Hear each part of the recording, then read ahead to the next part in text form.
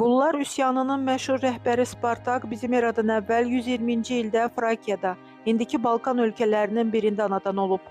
Spartak Roma ordusuna əskər kimi alınmışdı. Lakin o, Roma üçün döyüşmək istəmirdi. Ona görə fərarilik edib ordudan qaçır. Yaxalanan Spartakı qul bazarında satırlar. Elə o vaxtdan Spartak Kaupa'da yerləşən qladiator məktəbinə düşür. Harda ki, qladiatorları meydanda gözəl ölməyi öyrədirdilər. Lakin onun arzusu azadlıq idi.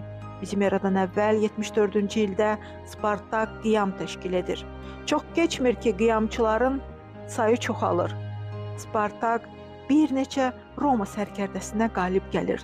Bizim eradan əvvəl 71-ci ildə sərkərdə Makrasa məğlub olur.